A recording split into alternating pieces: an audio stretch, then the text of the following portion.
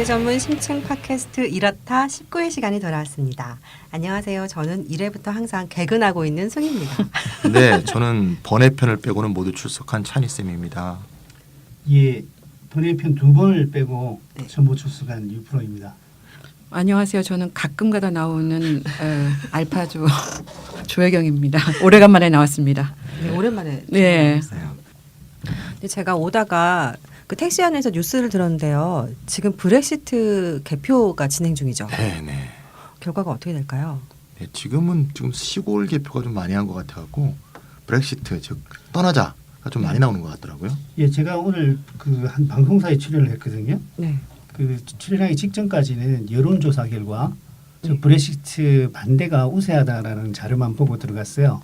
근데 방송하는 도중에 개표가 시작되었는데 한 8개 지역에서 브렉시트 찬성이 우세한 걸로 나타나가지고 준비한 내용과는 완전히 다른 완전히 생방송을 했습니다. 앵커가 굉장히 당황했을 것 같은데. 제가 더 당황했어요. 그런데 아직까지 개표된 지역이 많지 않기 때문에 전반적인 여론조사의 결과가 맞지 않을까 생각을 하는데 계속 지켜봐야 되겠죠. 그 투표율도 70%가 훨씬 넘는다고 하더라고요. 네, 엄청 높았습니다.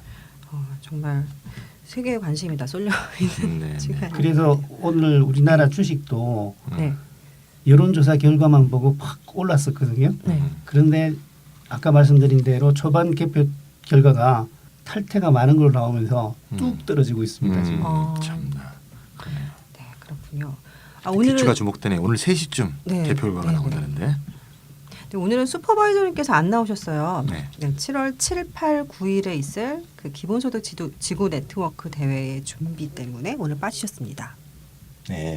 그런데요, 기본소득 지구 네트워크 대회 이렇게 말하길래 저는 회의, 심포지엄 이런 학술 행사만 열린 줄 알았거든요.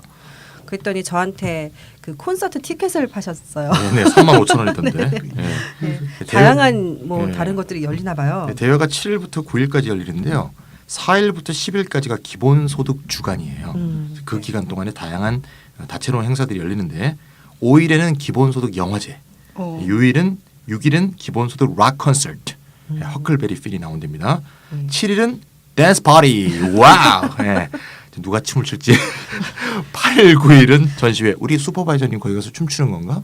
모르겠어요. 상상하기 싫은데요. 네, 싫은데요. 자, 10일은 독일 좌파당 당대표의 강연회 등이 막 열립니다. 아니 이게 무슨 대회가 아니라 페스티벌 이런 네, 거 페스티벌. 같아요. 네. 네, 자세한 내용은 기본소득 한국 네트워크 홈페이지를 참조하시면 됩니다. 네네. 많은 관심 부탁드립니다. 이번 주에 이렇게 광고를 네. 슈퍼바이저님 댄스를 보고 싶으면 네. 댄스 파티에 가는 거로 안 오는 거 아니에요, 사람들이? 끌고 가야 돼. 끌고 가. 네, 오늘도 본론에 들어가기 앞서서요. 주간 경제뉴스 브리핑을 시작해 볼까 하는데요. 먼저 무슨 얘기부터 할까요? 아무래도 최근 국회 교섭단체 연설이 있었지 않습니까? 네. 저는 거기서 좀 주의 깊게 들었던 것이 더불어민주당 김종인 대표의 연설이었습니다. 네. 경제민주화를 제시하면서 우리가 주장하는 기본소득제의 도입 필요성까지 언급했습니다. 상당히 의외였습니다. 네, 기본소득은 주로 원외 정당들이 주장해 왔잖아요. 과거의 사회당, 지금의 녹색당, 노동당 등이 이제 대표적인데요. 거대 야당이 기본소득을 주장한 것은 매우 이채로운 상황이다 이렇게 볼 수 있을 것 같아요. 사실 저 개인적으로는 김종인 대표가 정치적 이력이 보수 쪽에서부터 출발했기 때문에 네. 크게 이렇게 기대하는 바가 많지는 않았었거든요. 네. 근데 이번에 경제민주화를 통해 포용적 성장으로 가자, 재벌 개혁 그리고 기본소득에 대한 관심을 우리도 이제 가져야 된다는 이야기를 듣고 참 정치적 감각이 뛰어난 분이다라는 생각을 들었습니다. 이것이 맞아요. 지금 현재 세상 우리 한국 사회에 형성되고 있는 하나의 시대 정신이라고 할까? 국민적 갈망이 이제 모여져 있는 이슈잖아요. 네, 그런 생각을 했습니다. 맞아요. 명연설이었다고 그러더라고요. 그래요? 네, 뭐 아니 뭐 보는 연설 사람에 따라서 한겨레 신문 기자에 따르면 연설 대본을 달라는 사람이 많았답니다. 물론 한겨레 신문 그런 기자의 의미로, 주장입니다.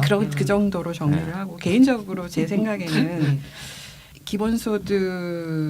기본소득을 언급한 김종인 대표의 연설이 이 기본소득 아젠다라고 하는 게 지금까지 찬희 선배님도 말씀하셨지만 이게 원외의 정당들 소수 정당들이 오래전부터 문제 제기를 해왔는데 맞아요. 사실 뭐 기성 정당 제도권 정치에 아무 관심이 없었었거든요. 네. 근데 이번에 이제 김종인 대표 연설을 계기로 해서 이 기본소득 아젠다가 제도권 정치 내 안으로 들어오는 이런 신호탄 역할을 하는 게 아닌가라는 생각이 좀 들었고 맞습니다. 더민주당이 일단 어떤 방식으로 어떤 내용으로 이 기본소득 논의를 앞으로 끌고 갈지에 대해서 일단 관심이 일단 많고요.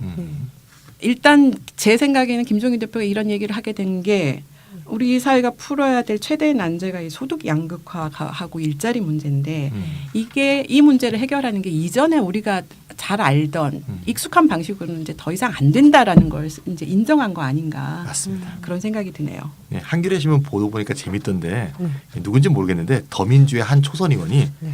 급진 좌파의 아이디어로 알려진 기본소득을 안보 우파인 김 대표가 언급하는 거 보고 굉장히 놀랐다 이렇게 말했다고 하는데 되게 웃기는 구도를 만들어놨어. 내가 봤을 기자들이 이런 거 때는. 좋아해. 이렇게 네. 기본소득이 급진 좌파의 내가 아이디어인지는 잘 모르겠는데 어쨌든 네, 뭐 내년 대선에서 더민주가 제시할 공약에 포함될 것 같다 이런 느낌이 좀 들어요. 그래서 지난 10년간이 이제 기본소득의 필요성을 알리는 단계였다면 이제는 기본소득의 구체적 방법론을 논의해야 될 시점이 되지 않았는가 생각이 들고요. 그냥 준다가 아니고 얼마나 줄 것인지 또 기존 사회보장 체계와는 어떻게 공존할 것인지 또 재원은 어떻게 가져올 것인지 이런 기본 걸 둘러싸고 기본소득을 둘러싼 입장들 세력들이 막 갈리지 않을까 이런 생각이 듭니다. 네, 우리 연구소나 기본소득 한국 네트워크 등에서 그동안 연구해왔던 기본소득 이슈잖아요. 네네. 이렇게 갑자기 관심을 이제 사람들이 보여주니까 좋기도 하고 한편으로는 뭔가 그렇죠. 뭔가 좀 이슈를 뺏긴 것 같은 느낌이 네. 그때 들기도 하고 네. 아주 그러네요. 영어에 jump onto the bandwagon이란 말이 있는데 네. 이게 무게차 있잖아요. 네네. 밴드가 이렇게 무게차 싣고 빵빵빵 하면서 이제 페스티벌 할 때 평소에는 연습도 하나도 안 하고 무게차 공연이나 준비에 관심 없는 애들이 갑자기 이제 무게차 올라타서 이렇게 손 흔드는 놈들이 있거든요. 그러니까요. 네. 그런 좀 편승 효과를 노리는 세력들이 좀 그쵸. 등장하는 느낌을 좀 봤죠. 그래서 그동안 열심히 해왔던 사람들 입장에서는 좀 뭐 하여튼 좋은 거죠. 뭐 확산되면 좋은 그렇지만 이제 겁니다. 편성할 수 있는 네. 편성할 대상이 되었다는 의미에서는 한편으로 그렇죠. 기뻐해야 될 일이 아닌가 맞아. 생각합니다. 무게차를 준비해 온 거니까. 네. 네, 맞습니다. 다음 뉴스는 주택담보대출 얘기네요. 정부의 주택담보대출 규제에도 불구하고 20대, 30대의 주택담보대출이 급증하고 있다고 하는데요. 그 알파점이 얼마나 늘고 있어요? 지난해 한 해 동안 30대가 받은 주택담보대출이 15조 9천억이 늘었거든요. 근데 올해 들어서 3개월 만에 증가액이 10조 원을 넘어선 거예요.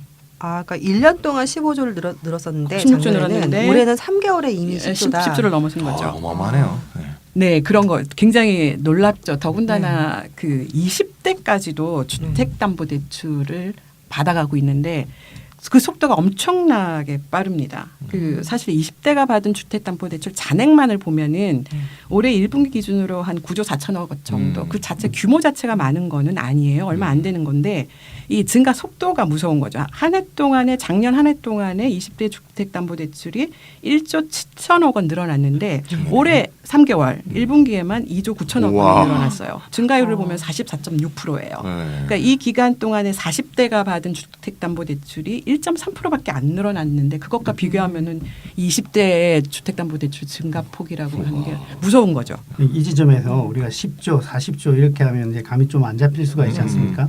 우리나라 전체 가계부채가 1,200조 정도 되죠. 그리고 우리나라 GDP가 1,300조 정도 됩니다. 그리고 주택담보대출이 1,200조 중에서 600조 정도 되는 걸로 제가 기억을 합니다. 그렇게 비교해 보면 이 수치를 대략 감잡을 수 있다고 생각합니다. 그래도 못 잡을 것 같은데 안 잡혔네요. 안 잡힐 것 같은데 이 조 단위의 돈이 감이 잡히겠어요. 어쨌건 놀랍네요. 하여튼 속도는 엄청나게 빠른 속도인 건 분명해요. 그러니까 작년 한 해 대출액을 올해 3개월 대출이 훌쩍 그냥 넘어섰다는 얘기잖아요. 그렇죠. 20대. 네, 유독 젊은 층의 주택담보대출이 는다는 건데 이게 뭐 전세값이 그칠 줄 모르고 오르는데 그마저도 구하기도 너무 힘들고 그렇다고 월세를 살자니 아깝기도 하고 또 부담도 되고 이래서 대출을 받아 집을 사는 거 아닌가 싶어요. 네, 맞습니다. 지난주에 한국은행이 기준금리까지 내렸잖아요. 네. 그렇죠. 네, 그러니까 이런 추세가 더 강화될 것 같은데요. 이거 저도 집을 사야 되는 거 아니에요? 요즘 갑자기 그런 생각이 얼핏 들죠. 야 이거 참나 이거. 어쨌건 다시 돌아와서 실제로 이 급증하는 가계부채에 대해서 정부는 겉으로는 걱정을 한다 하지만 주택담보대출을 억제하려는 의지가 전혀 없어요. 정부의 주택담보대출 정책을 보면 주택시장을 위축시켜서는 안 된다. 이게 기본 정책인 것 같아요. 예를 잘 아시겠지만 뭐 주택담보인정비율 LTV, 총부채 상환비율 DTI 이거에 대한 규제 완화 정책을 되돌릴 생각이 전혀 없고요. 일각에서 또 주장하는 전월세 상한제도도 반대하고 있어요. 그러니까 한마디로 전월세가 뛰는 것은 그냥 방치해놓고 그렇죠. 집을 사라 이렇게 유도하는 건데 빚을 내야지. 그렇죠. 그 결과 주택담보대출 계속 늘어나서 가계빚 폭탄에 대한 우려가 함께 지금 늘어나고 있는 그런 상황입니다. 지금 정부도 살짝 걱정은 해요. 음흠. 왜냐하면 최근에 한 며칠 전에 봤는데 집단 대출이라는 거 있잖아요. 네네. 아파트 분양할 때 맞아요. 집단 대출을 받아가는데 그게 뭐 엄청나게 많이 늘고 있어서 정부가 약간 겁을 먹고 집단 대출에는 LTV나 DTI 이런 거 하나도 적용이 안 되거든요. 그렇죠. 근데 이제 그 부분에 대해서도 한번 주의 깊게 들여다보겠다. 음흠. 지금 그런 얘기는 하고는 있습니다. 정부도 좀 겁이 나긴 나는 모양이에요. 예, 기본적으로 주택 경기를 살린다는 것과 이제 가계부채의 부담을 줄인다는 것이 공존하기 어려운 상충되는 거죠. 네. 소득이 증가하지 않은 상황이라고 하면 그런데 큰 어려움이 있는 것 같은데요. 그래서 올해 우리 정부도 여신 신사 가이드라인을 걸 내놓았습니다. 그러니까 내용은 소득 증빙을 좀 까다롭게 하고 거치 기간이 1년이 넘는 주택담보대출을 못하게 하는 겁니다. 달리 말하면 소득이 확실한 사람들에 대해서만 대출을 해주고 대출 초기부터 원리금을 나누어 갚아라는 이야기인 거죠. 하지만 이런 규제로 주택담보대출의 급증을 막을 수 있느냐? 이미 현실에서는 그렇지 못하다는 것이 입증되었는데요. 추가적인 조치가 나와야 되지 않나 하는 생각을 합니다. 특히 이제 정부 입장에서는 이제 난감할 수밖에 없는데 앞전에 말씀드린 것처럼 20대, 30대의 젊은 층의 주택담보대출이 늘어난다. 이게 그렇게 정상적인 현상은 아닌 거죠. 왜냐하면은 20대, 30대는 나이가 든 세대들에 비해서 소득 수준이 낮잖아요.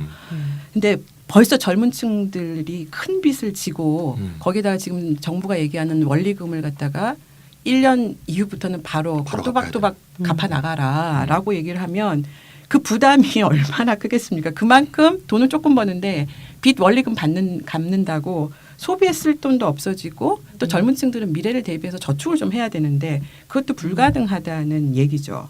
그리고 이런 상황에서 이제 그 예전에는 부동산 가격이 오르면은 소비가 늘어난다, 같이 늘어난다, 이른바 부의 효과라고 하거든요. 근데 이제 이게 있었어요, 확실히. 근데 이런 식으로 젊은 층까지 지금 전부 다 빚을 내서 집을 사는 상황으로 내몰리는 경우에는 이 부의 효과가 없어질 가능성이 높아요. 그리고 실제로 최근에 나와 있는 연구 보고서들을 보니까 2008년도를 기준으로 해서 그전에는 부의 효과가 분명히 있었어요.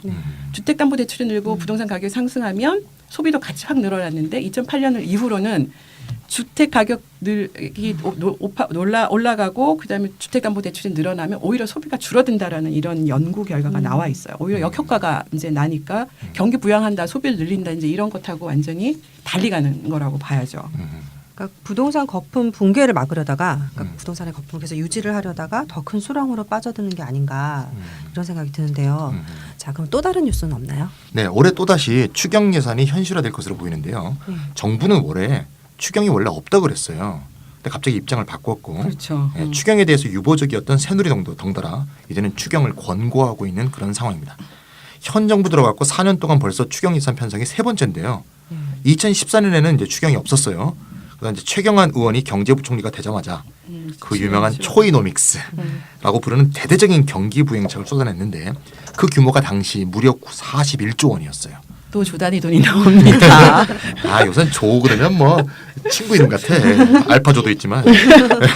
그래도 내수가 회복되지 않자 14년 10월에는 또 5조 원을 더 풀었어요. 정부가 정한 경제 성장률 목표치인 3%를 달성하려고 재정을 막 동원해 갖고 경기 부양을 해왔던 거죠. 이건 뭐 돈을 들이붓고 쏟아붓고 이런 건데요. 네. 4년 동안 세 번째 추경이라고 그러면 좀 많은 거 아니에요? 맞죠. 그렇죠. 그럼 이번 추경의 규모는 어느 정도로 예상이 되나요? 정부에 대한 불신이 심하다 보니까 정부가 돈을 쓴다는 데 대해서 좀 거부감이 생기는 것 같아요. 근데 제 입장에서는 조금 다른데요. 이제 경기가 침체하는 상황에서 어느 경기 부양이 필요하다고 생각하고 추가 경정의 그 집행이 필요하다고 생각합니다. 그런데 더 중요한 것은 그 추가 경정 예산의 지출이 소득 구조를 완화하고 진정 장기적으로 한국 경제를 살릴 수 있는 방향으로 지출되는가 하는 그 내용을 따져봐야 될 것 같다고 생각을 해요. 근데 그러니까 추경 자체를 반대하는 것이 아니라 이게 정부가 경기 상황에 대해서 전혀 예측을 못했냐. 그러니까 경기 상황이 안 좋아질 걸 미리 알았으면 현실을 바로 보고 이미 예산을 짤 때부터 충분히 재정 부양을 할 수 있도록 예산을 짰었어야 되는데 매번 추경 그러니까 그러니까 전혀 그러니까 예상하고 어긋난다 경기가. 그러니까 갑자기 이제 하반기 때마다 추경을 들고 나오는 게 입장을 정책의 그러니까 정책의 어떤 신뢰성 이런 것들을 이제 깨트리는 그러니까 경기가 안 좋을 때 뭐 당연히 정부가 그 재정 투입해서 경기 부양을 해야 되는 건 맞는데 지금 이런 식의 정책 그 정부 정책이 이제 이리 갔다 저리 갔다 하는 일관성도 없고 말을 계속 바꾸고 이제 이런 것들에 대한 문제 제기들이 없지 않아 있는 거죠. 추가 추경 규모 여쭤보셨는데요. 네. 아직 확정된 건 아닌데 많아야 10조 원 정도가 되지 않을까 싶습니다. 초반 때한 15조. 그러니까 최근 10년간 총 5건의 추가 경정 예산의 집행이 있었는데요. 그중 최대 규모가 아무래도 글로벌 금융 직후인 2009년이었어요. 그 당시 숫자 너무 많이 나오는데 28조 4천억 원을 투입해서 슈퍼 추경이라고 워낙 불렸죠. 많이 투입을 해서. 그런데 하지만 재정 투입에 대한 효과에 대해서 일회성을 넘지 못한다는 비판도 많은데다가 재정 여력이 취약하다고 생각하는 사람도 많기 때문에 이번에는 대규모 추경 편성이 어려울 것으로 보입니다. 아니 그러면 추경을 편성한다면 그 돈은 어디서 마련하겠다고 하는 거예요?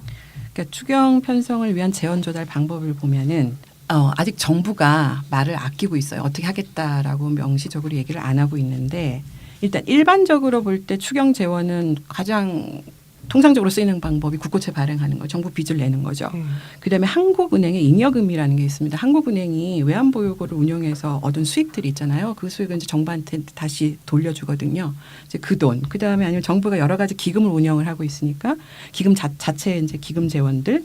그다음에 이제 정부가 지난해 쓰고 남은 세금들이 있을 거, 자금들이 있을 거 아니에요. 이제 요게 이제 그 재원 조달 방법인데 그 최근에 그 진행한 추경들은 대부분 국고채를 발행해서 조달을 했습니다. 워낙 경기가 안 좋으니까 세수가 늘어날 리도 만무하고 그 다음에 한국은행 잉여금이라는 걸 가지고는 추경을 하기에는 턱없이 부족하고 그렇기 때문에 추경을 한다라고 했을 때는 국고채를 발행해서 할 수밖에 없었던 거죠. 올해는 좀 세금이 경기가 안 좋은데 세금이 좀 많이 걷져서 세금이 좀 남는다고는 하는데 어쨌거나 일단 정부 입장에서 지금 말을 안 하고 있어요. 방법 그 재원 조달에 대해서. 이게 이제 그러니까 추경은 이제 국회에서 동의를 받아야 됩니다. 근데 더민주당의 입장이 조금 황당해요. 그러니까 추경을 반대하진 않겠다. 해야 된다라는 거에 대해서는 동의를 하고 있는 것 같은데 재원 조달 방법에서 국채 발행을 하지 말라는 거예요. 그러니까 조건부로 지금 지지를 하고 있는 상태인데 아니면 세금을 인상을 하라고 하고 있고 조건부로 이제 국채 발행하지 않는 선에서 추경을 해라 이제 이렇게 하고 있으니까 좀 황당하죠. 그러니까 정부 입장에서는 일단 국회를 통과를 하려면 민주당을 설득을 해야 되고 민주당의 요구를 완전히 무시하고 갈 수는 없는 상태라 지금 재원 방안 마련을 민주당의 요구대로 받아들여서 이제 그걸 막 만들어내느라고 지금 고민을 엄청나게 하고 있는 것 같습니다. 28일 다음 주인데요. 그러니까 정부가 하반기 경제정책 방향을 발표를 할 때 구체적으로 그 방법론이 나올 것 같습니다. 그때 가서 봐야 되겠죠. 네, 이것으로 주간 뉴스 브리핑을 마치도록 하겠습니다. 본격적으로 오늘의 주제를 한번 들어가 볼까 하는데요. 오늘의 주제는 금리, 이자율, 영어로 인터레스트 레이트. 왜 영어를 하라고 하세요? 네네. 그런 것도 배워가야 돼. 땀나잖아요. 인트레스트가 이익이 아니고 여기서 이자. 네, 특히 여기서는 네거티브. 네거티브. 그렇죠. 뭐가 네거티브야? 금리가 인트레스트 레이트가. 요즘에. 그렇죠. 네. 그건 이제 나올 거지 이제. 영어 하느라고 지금 다들 막 긴장하고 있습니다. 네. 네거티브가 부정적인 이자율이 아니죠. 네. 마이너스 이자율. 영어 공부 시간이야? 옛날에 영화를 봤는데 어떤 사람이 에이즈 검사를 받았어. 그래서 이제 에이즈 검사 결과를 통보받으려고 이제 딱 의사 앞에 딱 앉은 거야. 그래서 의사가 You are negative 딱 그런 거거든. 음성이란 얘기죠. 음성. 근데 You are negative 막 그 사람이 우는 거야. 네거티브 너는 부정적이야. 죽는다는 얘기인 줄 알고 갑자기 그거 생각나네요. 네. 근데 이 마이너스도 또 영어잖아요. 네. 이게 일본 영어인가 봐요. 마이너스요? 예, 마이너스라고 우리가 표현하는 마이너스 것들은 금리 전부 다 그렇죠. 네거티브로 지금 표현하거든요. 네. 그렇습니다. 네. 네, 지난주 뉴스에서 말씀드렸던 것처럼 6월 9일에 한국은행이 기준금리를 인하했잖아요. 네네. 네, 금융시장에서는 한국은행이 올해 하반기에 한 번 더 금리를 인하할 것이다. 이렇게 거의 예상을 기정사실화 하고 있습니다. 하고 있더라고요. 근데 어쨌든 한국뿐만 아니라 세계적으로 초저금리, 이게 이제 초저금리도 아니고 초저금리. 네, 맞아요. 네, 이게 이제 장기간으로 이어지고 있는데요. 이게 정말 역사적인 초저금리잖아요. 네, 그렇죠. 그러다 보니까 네. 이게 기준금리가 마이너스 금리가 되는 일이 자주 생겼었죠. 네. 네가티브. 네. 네가티브. 한국에 또 마이너스 금리라고 하니까. 하니까 네. 예. 그렇게 해야지 뭐. 네, 그렇게 합시다 그냥. 네, 예. 자, 콩글리시로 갑시다. 네, 예. 네. 인플레이션이 이제 일어나잖아요. 그럼 네. 인플레이션이 일어나면 보통 이제 실질 금리가 마이너스로 떨어지는 일은 과거에도 자주 있었죠. 근데 이제 명목 금리가 마이너스대로 떨어진 것은 이제 역사상 유례 없는 상황이다 이렇게 볼 수 있게요. 그뿐만이 아니라 이제 기준금리만 마이너스인 게 아니라 뒤에서 또 우리가 제가 말하겠지만 유럽의 일부 국가에서는 보통 사람들이 은행에 돈을 맡기면 보관료를 물고 대출을 받으면 오히려 이자를 받아가는 시중금리의 마이너스 현상까지 생기고 있는 상황이죠. 기존의 금융 상식으로는 도저히 이해할 수 없는 말도 안 되는 일이 지금 벌어지고 있습니다. 그러게 오늘 방송의 제목이 추락하는 금리에는 날개가 없나 이런 제목이잖아. 옛날 그 소설 제목 패러디하신 거죠. 이문열 씨 소설이죠. 네, 추락하는 것은 날개가 있다. 거기서 있었는데 그러니까 네. 여기 지금 추락하는 것은 날개가 없나? 없는 것 같아요. 예. 네. 그래서 바닥은 있다고 봤는데 네. 바닥을 파고들고 있는 거예요. 그러니까요. 그렇죠. 바닥을 내려가 버렸어요. 네, 바닥을 모르고 내려가는 땅 속으로 금리. 진입했죠. 네. 마이너스 들어갔으니까. 네. 그러게요. 그 영향은 무엇이고 그 끝은 어디가 될지 한번 얘기를 한번 나눠볼까 하는데요. 먼저 우리나라 얘기부터 한번 시작을 해볼까 합니다. 찬희 쌤, 한국의 기준금리 인하 있잖아요. 네네. 이게 이 의미는 경기가 풀릴 기미가 보이지 않는다 이렇게 해석해도 돼요? 네, 맞습니다. 예. 아시다시피 이제 수출, 내수, 소비가 다 부진하고요. 뭐 다 아는 얘기지만 조선업하고 해운업의 구조 조정이 임박해 있잖아요. 네. 신문을 보니까 이제 이주열 한은 총장이 이렇게 말했더라고요. 올해 1, 4분기와 비교해 볼 때 네. 2, 4분기의 경기 지표가 특별히 나빠진 것은 아닌데 네. 문제는 하반기에 경기 하방 리스크가 커지고 있다. 그래서 정부가 연초부터 재정을 큰 폭으로 조기 집행하고 있어서 하반기에 재정 여력이 별로 없는 상황이다. 그래서 한은이 먼저 움직인 것이다. 쉽게 말해서 올해 하반기 경기가 예상보다 나쁠 것 같아서 선제적 조치로 금리를 낮췄다. 그런 말씀을 하셨어요. 즉 정부와 한은 입장을 좀 정리해 보면 구조조정이라는 태풍이 앞두고 있기 때문에 추경이라는 재정 정책을 정부는 쓰고 한은은 금리라는 통화 정책을 쓰고 이런 식으로 재정 정책과 통화 정책을 총동원하고 있다. 이렇게 이제 정리하면 될 것 같습니다. 그런데요, 이게 네. 약간 엇박자가 나는 건가 싶은 게 지난주 미국의 기준금리는 동결이 됐잖아요. 네. 모두가 또 예상했던 거였고. 네, 근데 맞습니다. 한국은행의 이번에 금리 인하 결정은 아무도 예상을 못했다고 하더라고요. 그 사전에 그 시그널이 없었다고. 그런가요? 예, 그렇습니다. 금융시장에서는 이번에도 한은이 기준금리를 1.5%로 동결할 것이라는 전망이 압도적이었습니다. 그렇죠. 그리고 미국의 금리 인상이 예상되고 있기 때문에 낮출 것이라고는 또 기대를 하지는 않았던 것 같아요. 맞습니다. 그래서 실제 설문조사를 보면 응답자의 70% 이상이 금리 동결을 전망했다고 합니다. 그런데 한국은행의 최고 의사결정기구인 금융통화위원회가 기준금리를 결정할 때는 여러 가지 지표를 종합적으로 고려하게 되죠. 그러니까 지난달과 비교해서 대내외 경기의 하방 리스크가 크게 변했는가 그렇지 않은가, 또 예를 들어서 대외적으로 브렉시트나 네. 대내적으로 취약업종 구조조정 이런 것들에 대한 예상을 반영해서 금리를 다시 결정하게 되는 거죠. 네네. 그런데 이런 것들이 다 이미 알고 있던 위험 요소들이었기 때문에 맞습니다. 기준금리 인하의 요인이 될까 하는 데서 그렇지 않을 것이다라고 생각을 했는데 이번에 금리가 0.25% 낮추게 됐죠. 네. 시장에서 이제 한국은행이 또 깜짝 쇼했다. 그래갖고 좀 말이 많았었는데 왜냐하면은 지금까지 그 한국은행이 기준금리를 낮추는데 굉장히 소극적이었었습니다. 이주열 총재가 지난달까지만 해도 지금의 정책금리 기준금리가 1.5%인데 이게 실물 경기 회복을 뒷받침할 수 있을 만큼 충분히 충분하다. 낮다라는 입장이었었어요. 그러니까 기준금리를 내릴 이유가 별로 없다. 경기 부양을 위해서는 이제 이런 얘기를 했던 거고, 그러다 보니까 민간은행들하고 한국은행들이 계속 입씨름을 하고 있었던 거예요. 이 기준금리를 놓고. 왜냐하면 이제 민간은행들이 자체적으로 적정 기준금리를 계산을 해가지고 이게 테일러 준칙이라고 하는 이제 적정금리 계산하는 공식이 있거든요. 이제 이걸 가지고 계산을 해서 한국은행이 지금 금리를 내려야 된다라는 요구를 줄기차게 해왔었어요. 근데 한국은행은 입장이 달라서 그럴 수 없다고 계속 버팅기고 있는 이런 상황이었었던 거죠. 좀 생소한 또 용어가 나오는데 테일러 전문- 준칙이 뭐예요? 또 업계 용어가 나왔는데 맞아요. 테일러 규칙. 테일러는 사람 이름이고요. 지금 현재 스탠포드 대학의 경제학과 교수죠. 교수죠. 그 존 테일러라는 사람인데 1993년도에 경제 성장률하고 이제 물가를 고려해서 적정 기준 금리를 계산하는 방정식을 이렇게 제시를 했어요.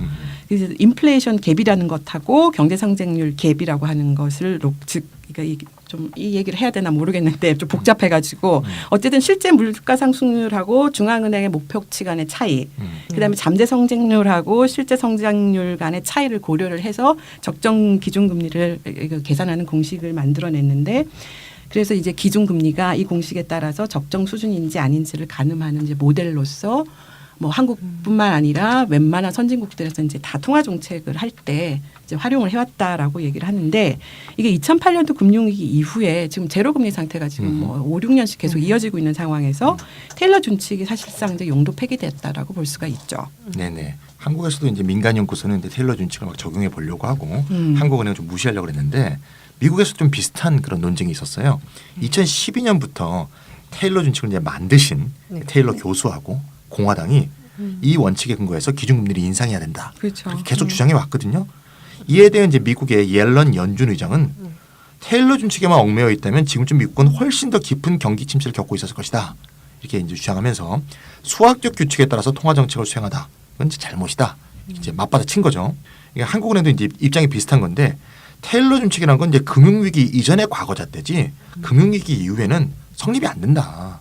그런 식으로 해서 민간 연구소의 금리 인하 필요성을 반박해왔던 거예요. 사실 통화 정책을 결정할 때 공식적인 법칙을 따를 것인지 아니면 재량에 맡길 것인지 사실 좀 오래된 논쟁이라고 볼 수 있는데요. 그렇죠. 최근의 흐름은 이제 재량에 맡기자. 이게 대세다. 이게 대사라고 볼 수 있을 것 뭐 같습니다. 테일러 준칙을 공식적인 법칙이라고까지 말하기는 곤란한 점도 그런 있죠. 점도 있죠. 그럼 한국은행이 그럼 금리 인하를 그렇게 뭐 버티어 오면서 거부해온 이유가 뭘까요? 두 가지가 있는데요. 뭐 한국은행이 뭐 이주열 총재가 뭐 직접 언급했던 내용인데 첫 번째는 한국 같은 경우는 소규모 개방 경제, 소위 자본시장이 이제 완전히 개방되어 있어서 자본 유출을 생각하면 미국보다 높은 금리를 유지를 해야 된다 반드시 이제 이런 입장이고 왜냐하면 금리를 인하를 하면 자본 유출이 자본이 빠져나갈 가능성이 높기 때문인 거죠. 이제 두 번째 이유는 오늘 좀 전에 얘기했던 거랑도 관련이 있는데 금리를 인하하게 되면 가계부채가 훨씬 더 늘어날 거다. 그렇죠. 이게 가계부채를 뭐 이렇게 천정부지로 계속 늘릴 수는 없는 거 아니냐라는 이제 두 가지가 이제 주요 이유였고 좀 전에 말씀드린 것처럼 하는 입장에서는 1.5%의 기준금리가 경기 부양하기는 충분한 수준이기 때문에 이런 그러니까 자본 유출이 일어날 가능성, 그다음에 가계부채가 또 급증할 가능성 이 두 가지, 즉 금융시장의 안정에 더 큰 무게를 두고 금리 정책을 지금까지는 펴왔던 것이죠. 그런데 그렇다면 이제 이런 입장을 갖고 있다 하는 입장을 바꾼 거잖아요. 그러니까 지금 알파조님께서 언급해 주신 두 가지 요인.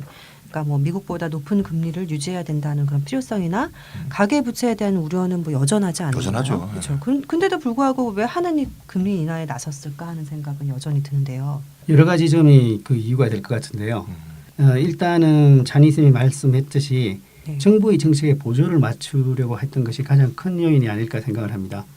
대규모 구조조정, 한국판 양적 완화와 보조를 맞추려는 것이죠. 즉 이제 경기 하강을 막고 대규모 경기 부양의 불을 지피겠다는 그 정책 기조에 부합하겠다라는 것이죠. 또 하나는 개인적인 생각입니다만은 미국의 금리 인상이 그렇게 쉽지 않을 것이라는 자체적 판단도 있지 않았을까 하는 생각을 듭니다. 네네. 이제 얼마 전 최근에 옐렌도 유명한 경제학자들이 말하는 구조적 장기 침체에 미국이 빠졌는지도 모른다라고 하면서 비관적인 전망을 스스로 자인하는 발언을 했거든요. 그래서 올해 내 금리 인상 문제, 미국의 금리 인상 문제는 우리 예상대로 되지 않을까 하는 생각을 합니다. 네, 저는 여기서 이제 금리 인하가 국민 모두에게 공평하게 영향을 미치는 게 아니다. 요즘을 특별히 좀 언급하고 싶은데요. 금리 인하를 하면 이제 가계부채가 늘어날 수 있다고 아까 걱정한다고 했잖아요. 근데 솔직히 가계부채가 가계 입장에서는 많아봤자 사실 얼마나 되겠어요. 몇 천만 원일 수도 있고 뭐 몇 억일 수도 있고 뭐 물론 부자라면 뭐 몇십억도 있겠지만 부자가 사실 뭐 몇십억을 뭐 가계부채를 그칠 것 같지는 않지만 어쨌건 그런데 이제 기업 특히 대기업은 수백억 수천억, 수조를 빌려서 사업을 하잖아요. 금리가 인하되면 사실 거저 돈을 끌어다 쓸 수 있는 그런 상황이 된다고 볼 수 있죠. 사실 금리 인하는 대기업들 즉 재벌들이 오래전부터 간절히 원하는 일이었거든요.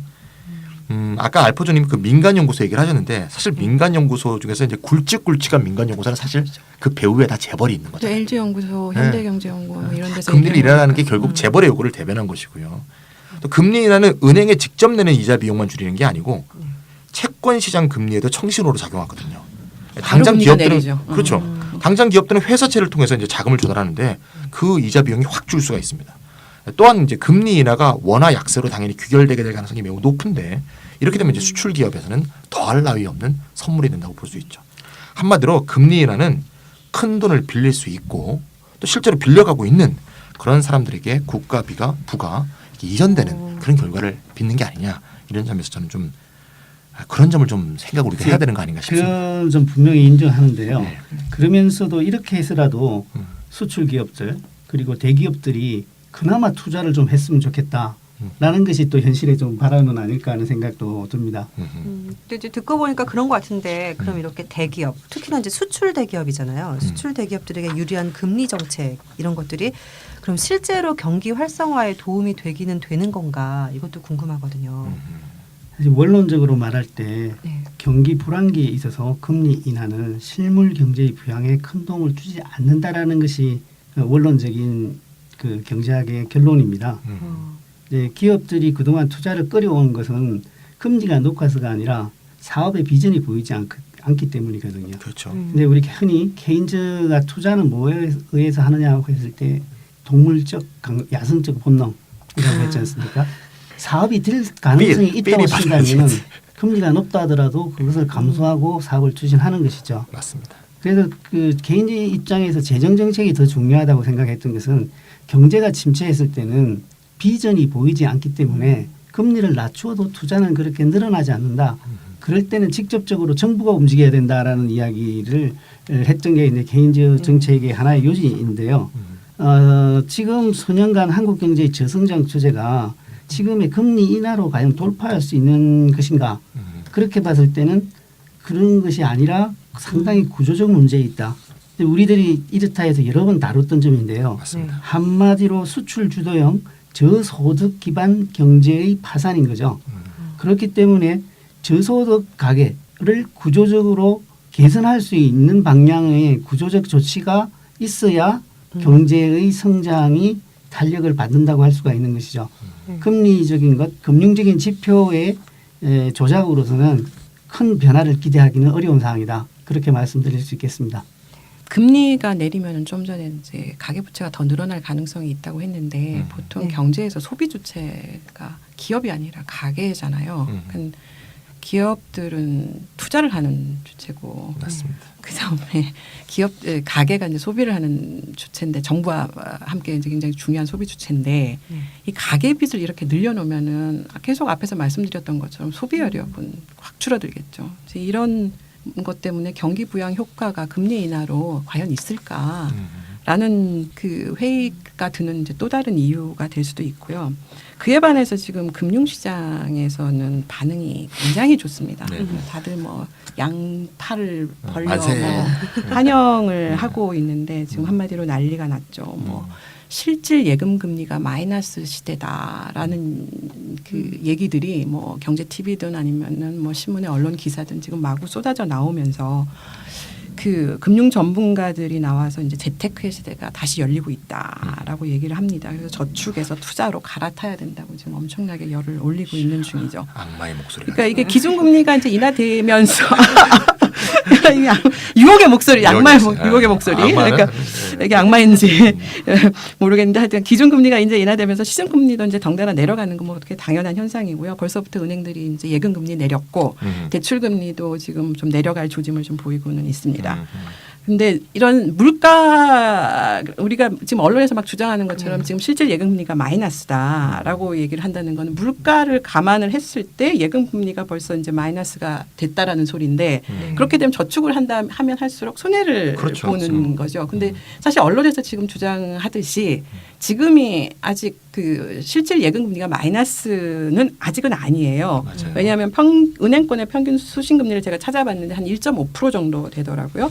근데 지금 소비자 물가 상승률이 아직 1%도 안 돼요. 지난 2분기가 아마 제가 알기로는 0.8%밖에 안 됐었는데 이 상태니까 아직 물가 상승률을 감안하고 우리가 이자를 받으면은 이자 소득세랑 내잖아요. 한 15.4%인데 그거를 제하더라도 아직 예금 실질 금리가 마이너스로 떨어지지는 않은 상태예요. 그럼에도 불구하고 지금 막 언론이나 TV를 통해서 돈의 쩐의 대이동이 시작이 된다라는 이제 이런 얘기들이 막 나오고 있는 이유는 무엇보다도 이 명목금리 자체가 그 너무 역대 낮죠. 최저치를 경신하고 있다라는 점 때문인 것 같아요. 그러니까 이게 명목금리가 3% 마이너스 3%일 때하고 1%일 때를 비교를 딱 해보면은 단순 계산으로 해서 이제 그 세금 빼고 10억 원을 예금을 했을 때 명목금리가 3%면은 이자로 월 250만 원을 받는 거예요. 그 돈으로 충분히 먹고 살 수 있는데 이제는 1% 금리대에서는 월 83만 원, 88만 원 세대보다 더 안 되는 돈이 10억 되는 자산 간데도. 네. 그렇죠. 10억 10억 자산을 저금을 네. 해도 네. 세금 아직 안 뺐습니다. 세금 빼면 더 줄어들겠죠. 근데 이자가 뭐 월 83만 원밖에 안 되니까 사람들이 딱 단순 계산을 해보면 이게 저축을 해도 정말 아무 소용이 없다 이런 얘기가 나오는 거고 그렇게 되면 저축이나 예금이나 적금을 들면 바보가 되는 것 아니냐 이제 이런 생각이 들 수밖에 없고요. 그런 분위기가 이제 만들어지고 있고 그러다 보니까 이제 한 푼이라도 수익을 더 얻으려면은 예금이나 적금은 잊어라. 그래서 대신에 펀드를 하던 채권을 사건 달러를 사건 부동산을 사건 또 요즘에 이제 ISA라고 해서 개인 종합 자산 관리 계좌 이거 열어가지고 막 엄청나게 판매를 했고 그 다음에 이제 주가 연계증권 아니면 DLS라고 하는 원자재 연계증권 같은 파생 상품 이런 상품에 투자를 해야 한다고 지금 난리가 난 거죠. 예전에 그런 금융상품 들었다가 뭐 펀드 한참 동안 차이나 펀드 이런 거 유행했었잖아요. 예전에. 그랬다가 망한 사람 제주에 한둘이 아닌데. 그러니까 뭐 수익이 높은 걸 기대한다라는 것은 이를 각오를 해야 된다는 거죠. 비용도 같이 높아진다라는 것을 함께 생각해야 될 것 같습니다. 네, 금리 인하 때문에 이제 부동산 과열이나 금융시장 과열에 대해서 이제 두 분이 말씀하셨는데요. 이게 이제 멀리 갈 것도 없어요. 우리나라 이제 과거를 한번 뒤돌아보면 이게 어떤 결과가 가져올지 쉽게 이해할 수가 있는데요. 한국도 과거에 실질 예금 금리가 마이너스된 적이 자주 있었어요. 대표적인 때가 이제 박정희 시대인데요. 뭐 잘 아시겠죠. 그때 6, 70년대가 고도 성장기였잖아요. 네. 금리가 굉장히 높았습니다. 그때 뭐 10몇 프로 막 그랬잖아요. 그런데 보통 두 자릿수였죠. 네, 그 네. 당시에는. 그런데 물가 상승률이 그때 더 높았단 말입니다. 그때는 항상 항상 물가가 막 마이너스 실질 팍팍 오를 때니까 실질 금리가 그래서 마이너스였거든요. 승희 씨 그때 박정희 시대 때 사셨나요? 살아계셨나? 살아있었습니다. 살아계셨습니다. 초딩? 아니, 초딩 박정희 때가 시대 하면 이 경제적으로 뭐가 딱 떠오르세요? 강남 아파트 개발. 그렇죠. 강남 영화 강남도 있듯이 강남몽이라는 동산범위죠. 소설도 있어요. 맞습니다. 실질 금리가 마이너스가 되니까 네. 돈이 어디로 쏠리겠어요? 부동산으로 싹 하는 거죠. 2000년대 들어서는 이제 세후 은행권 수신 금리가 마이너스였던 적이 총 4번 있었는데 2001년, 2004년, 2009년, 2011년 이렇게 4번이었어요.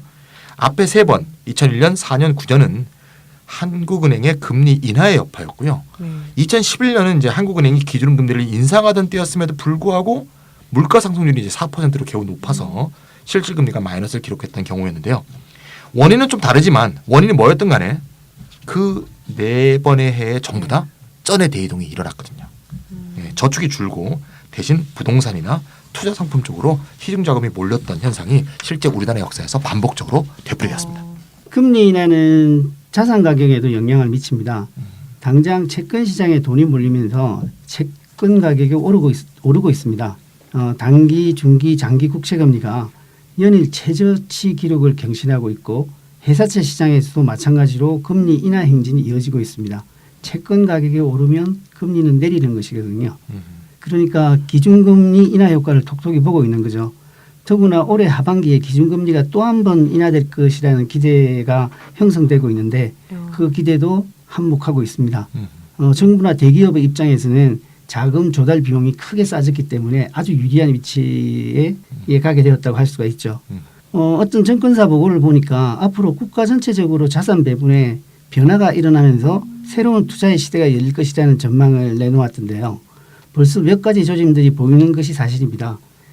지난 17일 주식을 사기 위해 증권사에 일시적으로 맡겨놓은 고객 예탁금이 26조 원을 넘어서면서 사상 최고치를 기록했습니다. 또 조단위가 나오고 있습니다. 경기는 암담한데 네. 주식에서 증권 어깨 돈을 벌겠다고 하는 사람들은 많은 거죠. 대기 자금이에요. 근데 이제 브렉시트가 끝나고 나면 이 돈이 이제 확 풀릴 거예요 아마. 그리고 신용거래 융자 잔고는 7조 원을 넘겨 연중 최고치를 기록했다고 합니다. 그러니까 이 와중에 빚을 내서 투자하는 개미들이 급증하고 있다는 거죠. 이게 남 얘기가 아니네요. 왜요? 주식 투자하십니까? 아, 저는 안 하지만 예전에 저희 아버지가 주식으로 크게 시원하게 말아잡수신 적이 있어서 아마 가족 중에 집안에 그런 일이 몰락, 없는 예. 경우가 없지 않을까 싶은데. 네, 몰락을. 길거리 지나가는 개미 보면 남같이 안 보이죠. 예. 저는 득본 적도 있긴 합니다만 또 손해본 적도 좀 많습니다. 아니, 손해정도가 저희 아버지는 사면은 왜 사면은 주식이 내리는 경우 많잖아요. 네. 저희 아버지는 사면은 법정 관리들 그 회사가 휴지 조각이 되고 네 좋습니다. 네. 좋은 게 아니지. 씁쓸합니다. 씁쓸합니다. 예. 남의 집안 몰라 그렇게 즐거워. 아까 승희님도 말씀하셨지만 우리나라의 경우에는 과거 주식의 펀드, 근래 ELS와 같은 파생상품 투자로 낭패해 본 사람들이 상당히 많습니다. 그래서 2003년 전국을 강타했던 펀드 열풍과 같은 일이 또다시 일어날지는 의문입니다. 또한 일각에서 우려하고 있는 것처럼 초저금리 상황이 반드시 자산시장의 거품을 가져온다고 단언할 수는 없습니다. 과거 일본의 경험을 보면은 2001년부터 2006년까지 제로 금리를 6년 동안이나 실행했지만 주식시장과 부동산 시장은 전혀 움직이지 않았거든요. 이렇게 금리 인하가 반드시 자산 금리를 가져오는 것은 아니기 때문에 학계에서도 여러 가지 논란이 있습니다. 당장 한국을 봐도 지금 뭐 기준금리 1%대라는 게 뭐 역대 뭐 최저금리인데 그럼에도 불구하고 지금 코스피가 그렇게 승승장구하고 있는 게 아니거든요. 지금 몇 년 동안 사실은 2,000대죠. 그러니까 몇 년 동안 그냥 정체하고 있는 상황이잖아요. 그래서 이게 금리 인하가 반드시 자산 가격 거품을 불러오진 않는다. 근데 그게 지금 경기 상황 자체가 지금이 세계 경제도 그렇고 국내 경제도 그렇고 구조적으로 지금 이 경기 자체가 살아날 수 없는 이런 늪에 빠져 있는 상황이기 때문에 이때 뭐 금리한다고 해서 기업이 실적이 안 좋은데 주식시장에 뭐 불이 붙을 이유가 없는 상황이잖아요. 그런 요인들이 그러니까 지금이 정말 비정상 상황이다라는 이 전제 조건 때문에 기존의 정책들이 이제 안 먹히는 거다라고 봐야 되는 거 아닌가 싶어요. 예, 저는 조금 생각이 다른데요. 20, 30대 아까 젊은 층의 주택담보대출이 크게 늘고 있다 그랬잖아요. 네. 그런 지표가 이제 말해주는 게 뭐냐. 보통 사람 입장에서는 그 ELS, DLS 말도 어렵고요. 네. 설명해도 몰라요. 이해도 안 돼요. 옛날에 그거로 망했다는 사람 얘기는 많거든요. 그렇죠. 그리고 항상 그 팔 때 그 얘기 하잖아요. 원금 소실 위험이 있습니다. 요 얘기하면 약간 그냥 무시무시하잖아요. 껄쩍지근하잖아요. 예. 그러면 일반 사람 입장에서 볼 때는 아무래도 금융상품보다는 부동산 투자가 가장 쉬우면서도 안전한 투자다. 이렇게 생각하기 쉽지 않은가. 그렇죠. 부동산 투자는 늘어날 것 같아요. 이른바 이제 부동산 불패죠. 그래서 한국에서는 꺼진 적이 없어요. 맞아요. 부동산 버블이 사실 이명박 정권 초기부터 꺼진다 했어요. 부동산 폭락에 대한 얘기는 항상 있었어요. 언제 꺼진 거야 진짜. 그러게요. 그래서 부동산 경기 부양에 또 정부는 목을 걸고 있잖아요. 사실 거기에 사실 이해관계가 갈린 사람도 굉장히 많습니다. 또 부동산 불패 신화가 이렇게 꺼지지 않고 있는 상황에서는 금융상품까지 잘 모르겠으나 부동산 시장은 분명히 들썩거리지 않겠냐. 금리 인하까지 덧붙여져 있으니까 그런 생각이 저는 좀 드네요. 집을 사실 생각이십니까? 집을 사실 생각이십니까? 아니 그래도 못 사죠. 빌려서. 네, 한마디 정리해 보면 그 한마디로 한은의 기준 금리 인하의 결과에 대해서 보자면 경기 부양 효과는 없을 거고 부동산 금융 등의 과열의 우려는 좀 있다. 이렇게 이런 말씀이신 것 같아요. 이거 좀 우울하네요. 일단 한국은행이 금리 인하를 하면서 아주 자기 입으로 얘기를 했어요. 경기 부양 효과는 별로 없다. 그러니까 재정 정책을 같이 병행해서 해야 된다라는 얘기를 직접 얘기하고 있죠. 아니 근데 뭐 그럼 일반 국민들에겐 좋은 일이 하나도 없잖아요. 네, 그러니까 부동산 붕괴 막는 정책이다. 뭐 이런 생각까지 좀 들 정도로 그런 느낌이 좀 들어요. 사실 부동산이 갑자기 붕괴한다면 그런 상당히 심각한 문제이기도 하죠, 사실은. 충격이긴 하죠. 그럼 오늘 우리 주제가 금리 인하니까요. 시선을 한번 바깥으로 돌려보면 어떨까 싶어요. 네네. 그 외국을 보면 제로 금리는 이제 뭐 여러 나라에서도 그냥 상식처럼 됐고 이제는 진짜 그렇게 그렇죠. 됐네요. 네. 예. 심지어 마이너스 금리를 실행하고 있는 나라들도 많잖아요. 그 나라들에서는 그럼 어떤 일이 벌어지고 있나요? 네, 마이너스 금리는 이제 이렇다 방송에서 네. 여러 번 언급한 적이 있어서 네. 숭희 씨도 잘 알고 계시고 뭐 그렇죠. 우리 시청자분들도 잘 알고 계실 테지만 네. 또 처음 듣는 분들도 있을 테니까 네. 간단히 한번 정리하고 들어가는 게 좋을 것 같아요. 일본과 유럽의 일부 선진국들이 이제 채택하고 있는 이제 마이너스 금리는 민간 은행들이 중앙은행에 돈을 예치할 때 그 예금 금리가 마이너스라는 뜻이죠.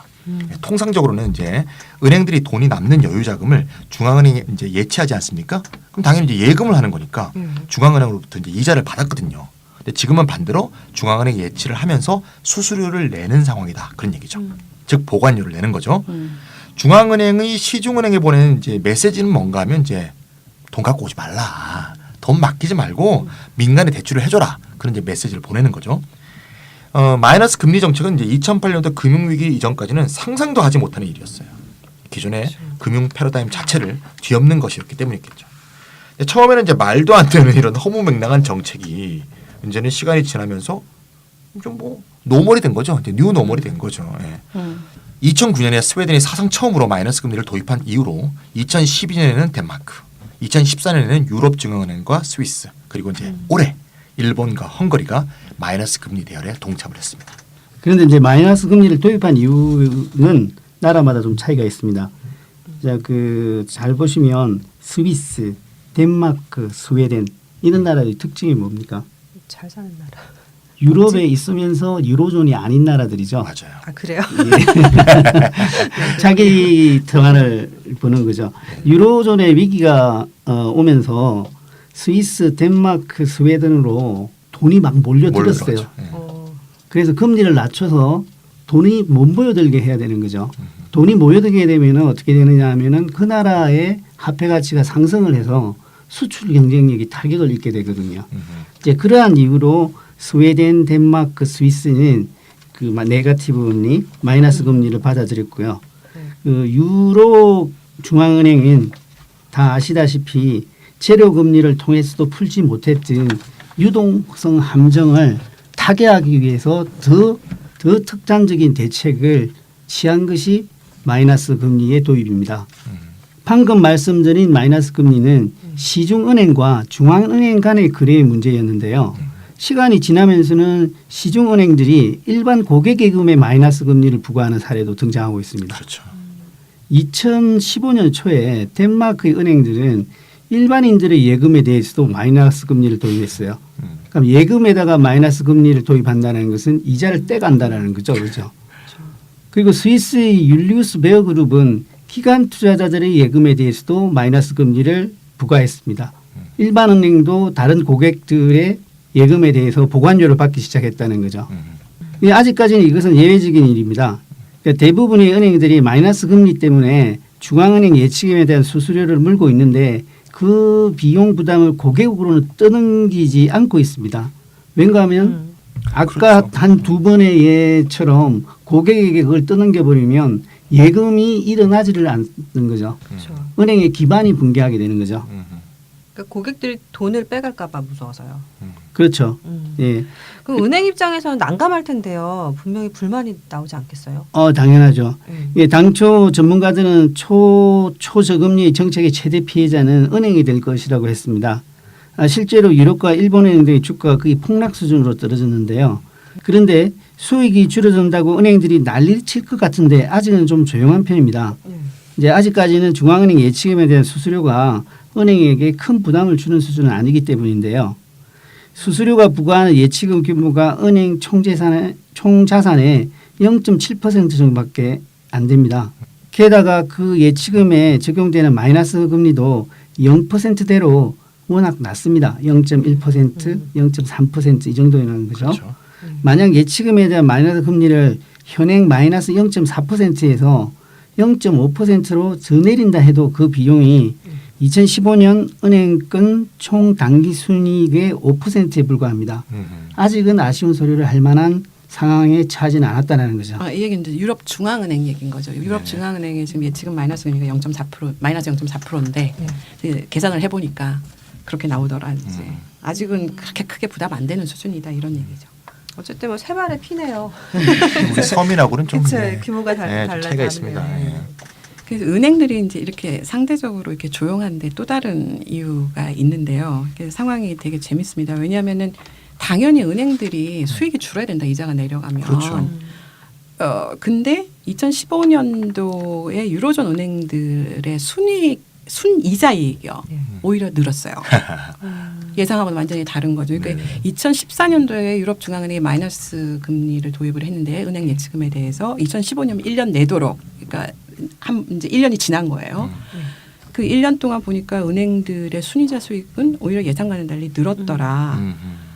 물론 금리가 내려갔기 때문에 그 수신금리 당연히 내려갔기 때문에 전체 이자 수익 자체는 들어오는 이자 수익 자체가 줄어든 것은 사실인데 그럼에도 불구하고 자금 조달 비용 그러니까 고객들의 예금에 주는 이자죠. 그게 더 큰 폭으로 줄어가지고 실제로 순이자 수익이 이익은 늘어나는 결과를 갖고 온 거죠. 그러니까 한마디로 쉽게 얘기를 하면 대출금리보다 예금금리를 더 많이 내려서 은행의 수익성은 오히려 좋아지는 결과를 가져왔다. 이게 이제 이 마이너스 금리 제도를 지금 이렇게 정당하다. 이게 큰 문제가 없다. 은행한테 크게 타격을 주는 것이 아니다라는 지금 논거로 지금 쓰이고 있습니다. 그러니까 이제 중앙은행의 예치금도 우리가 내면서 그다음에 일반인들한테 대출해 줄 때 대출 이자로 받는 것도 줄었는데 예금을 유치할 때 주는 이자는 더 줄었기 때문에 네, 이익이 늘었다. 이런 얘기가 되는 거죠. 그렇죠. 네.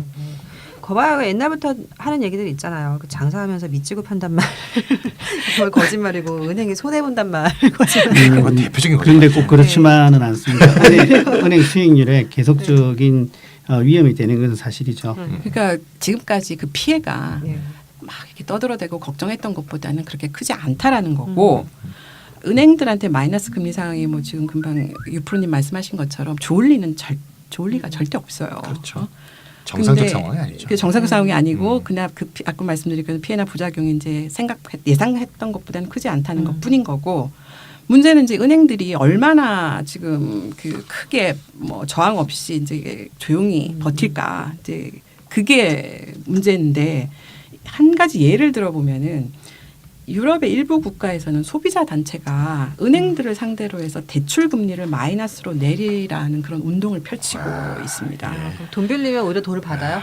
그렇죠. 그러니까 주택담보대출 하면서 돈을 받아가는 필요할게 돈 줘. 이제 그런 소비자 운동이 일어나고 있는데 이제 왜 그러냐면은 스페인이나 포르투갈, 이탈리아 같은 나라들을 보면 이게 PX 국가들이네.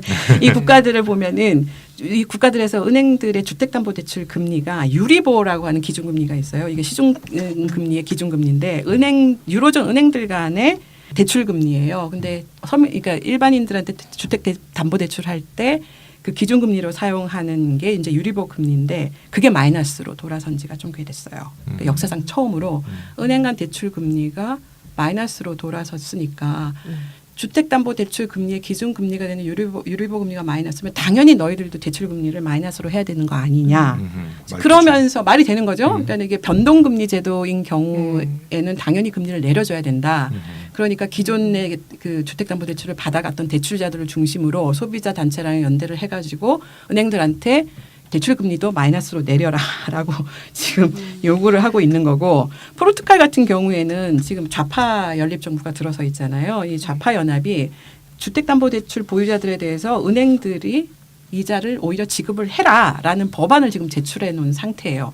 만약에 이 법안이 이제 통과가 되면 은행들이 가만히 있겠습니까? 은행들 나름대로 이제 수익을 내보려고 이렇게 저렇게 이제 수를 쓰는데 만약에 이런 법안까지 만들어지면 은행들이 가만히 안 있겠죠. 그게 그렇게 되는 것이 중앙은행의 시중은행이 돈을 그냥 맡겨놓으면 대출을 하지 않고 돈을 그냥 맡겨놓으면 0.3%의 보관료를 내야 된다고 하죠. 0.4%죠 지금. 지금 0.4%죠.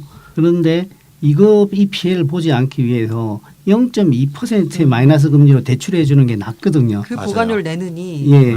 그런데 그것은 손해를 적게 보는 방법이지 이익을 보는 방법은 아니라는 거죠. 네, 맞아요. 그래서 이제 은행 입장에서는 좀 난처한 상황이 이제 네. 되고 있는 건데 마음에 들진 않죠. 짜증나겠네요. 실제로 이제 독일 은행에서 네. 불만이 막 터져 나왔는데요. 네. 독일에 코메르츠방크가 있는데요. 이 여유 현금을 원래 중앙은행에 맡겨야 되는 건데 이제 안 맡기겠다. 맡기면서 돈도 내야 되니까 우리 은행의 자체 금고에 그냥 보관해 버리겠다. 보관료 내느니 쌓아두겠다 이거죠. 자기 이제 은행 금고에. 근데 문제는 말이죠. 이게 이 엄청난 금액을 자기 은행에 보관하고 관리하려면 보관비하고 관리비가 들잖아요. 네. 좀 보안. 네. 보안 요원도 보험도 증액해야 되고 보험도 들어야 되고. 스페이스도 더 필요하고 그럼 그게 또 이제 당연히 임대료로 더 나갈 거고 그러니까 좀 이론적으로 말하면 그 보관 관리 비용이 중앙은행 예치금 수수료보다 작아야지 예, 그렇죠. 의미가 있는 거죠. 수지타산 계산이 예, 네. 나와야죠. 근데 이제 은행들 입장에서도 이게 전례가 없는 거니까 정확하게 계산이 잘 안 되는 거예요. 그래서 이제 일단 전부는 아니고 일부라도 이제 일단 해보면서 여기 이제 어디가 플러스 마이너스인지 이제 이해타산을 한번 맞춰보겠다 그런 입장이고요. 이제 이런 사태는 이제 예견이라도 한 듯이 은행들이 이렇게 할 것 같으니까 유럽 중앙은행이 또 선제적 조치를 취했는데 2018년 말부터 네. 최고액권인 500유로짜리 지폐를 더 이상 찢지 않겠다. 이걸 지난달에 발표했어요. 그러니까 표면적으로 밝힌 이유는 뭔가 하면 500유로는 이제 범죄에 악용될 가능성이 좀 많다. 이걸 차단하겠다. 이렇게 이제 표면적으로 말을 했는데 실제로 이제 담겨진 속뜻은 네. 500유로짜리 지폐를 이제 없앰으로 예, 시중은행들의 현금 보관 비용을 높이려는 그런 효과를 노리는 것이 아닌가 이렇게 다들 관측하고 있죠. 경제 원론적으로는 사실 마이너스 금리는 없는 것이거든요. 그래서 제로 바운드라는 말을 썼는데요. 이때는 뭔가 보관 비용이 따로 들지 않는다라는 것을 전제로 했을 때인 거죠. 근데 실제로는 보관 비용이 들지 않습니까? 맞습니다. 금고 비용도 들게 되는 거고 여러 가지. 그래서 지금 네거티브 금리를 매긴다 하더라도 보관 비용 이상은 낮추지는 못할 것이다라는 생각이 듭니다. 그래서 상당히 마이너스 금리로 할 수 있는 영역이라는 것은 상당히 제약적이다라고 생각을 합니다. 아까 마이너스 금리라는 이런 유사 일에 처음 보는 이런 현실들이 진짜 웃지 못할 해프닝 같은 일들을 많이 연출하는 것 같은데 그 예전에 백금동전도 그랬고 지금 고액권을 발행하지 않는다는 얘기도 이거 고액권을 그러니까 우리나라 같은 경우에 5만 원짜리를 발행하지 않고 만 원짜리로 해라 그러면 더 양이 많아지니까 보관 비용이 많이 드는 거죠. 그 부피가 딱 5배 되니까 그러니까. 보관 스페이스가 5배가 네, 필요해지는 거죠. 그러니까 이게 이제 중앙은행이 그런 걸 노리는 거죠. 네, 그래서 이제 보관 비용이 높을 테니까 중앙은행에 예치를 해라 이걸 유도하겠다 이런 얘기잖아요. 일반 예금에 대해서 또 마이너스 금리를 적용하면 이제 집집마다 그렇죠. 금고를 놔주게 되는 생각이죠. 금고 이거는 금고업에 투자를 철제 해야겠구나. 금고 우리 사업을 일본은 이것이 상당히 보급돼 있죠. 아 그래요? 근데 이제 이런 일이 벌어질까봐 네. 또 다른 방법을 또 고안을 하죠. 이걸 예상을 못 하겠습니까? 이제 그게 뭐냐 현금 통화를 없애는 거예요.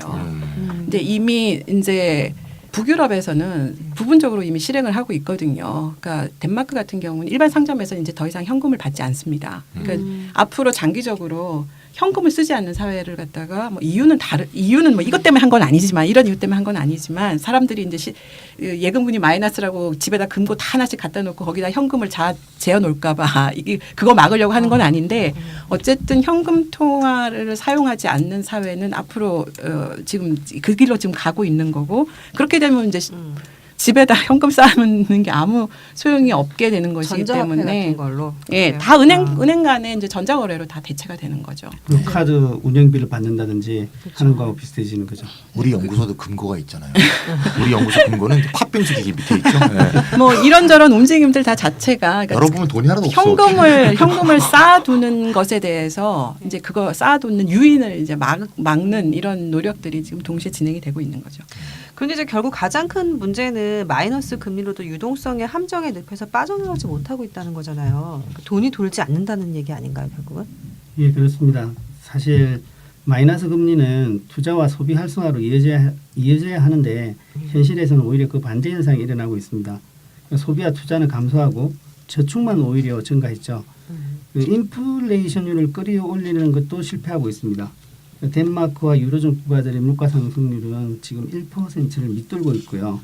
스위스는 오히려 물가가 마이너스로 돌아섰습니다. 이렇다 해서 한번 디플레이션에 대해서 다루었었는데요. 이렇게 물가가 떨어지는 상황에서는 소비나 투자가 늘어나기를 기대하기는 어렵습니다. 물가 하락 추세가 계속되면 소비자 입장에서는 오늘 돈을 쓰는 것보다 내일 돈을 쓰는 게 남는 장사거든요. 그래서 저축을 늘리면서 미래의 구매력을 확보하려고 합니다.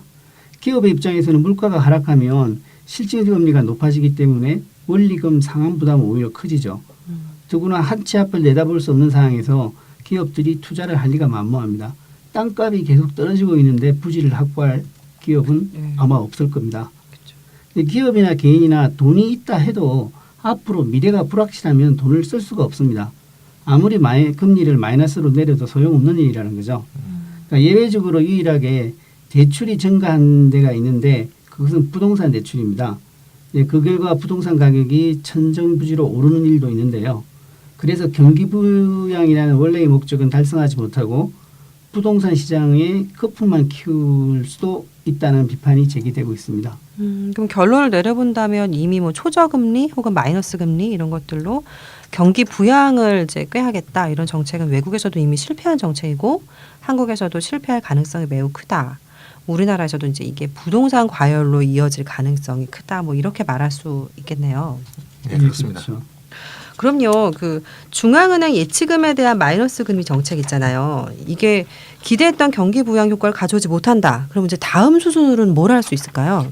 중앙은행의 입장에서 할 수 있는 다음 네. 수순이 뭘까? 네. 물론 뭐 다른 재정 정책도 있고 뭐 기타 등등 경기 부양의 다른 방법 빼고 일단 중앙은행 차원에서 할 수 있는 다음 스텝은 두 가지 시나리오가 가능한데 첫 번째는 마이너스 금리가 아까 좀 전에 얘기했던 것처럼 굉장히 0%대로 네네. 굉장히 낮은 수준인데 마이너스 금리 효과를 더 높이기 위해서 금리를 더 내리는 게 있겠죠. 마이너스로 더요.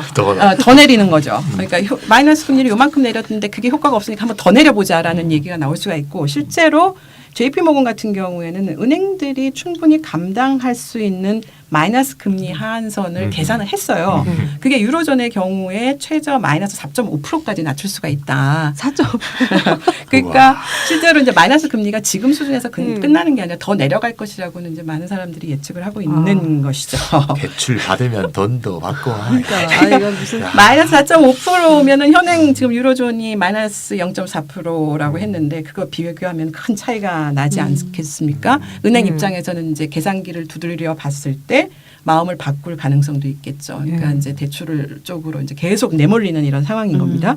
이제 두 번째는 중앙은행이 시중은행에게 돈을 빌려주거든요. 대출을 하라고. 이게 그런 대출 지원금이 있는데 이때도 마이너스 금리를 적용하는 것입니다. 지금까지는 예치금에 대해서만 마이너스 금리를 적용을 했는데 중앙은행이 시중은행들한테 대출 자금을 지원을 해줄 때 돈을 빌려줄 때 이 대출 금리에 대해서도 마이너스를 도입을 하는데 지금 이미 유럽 중앙은행들은 하고 있고요.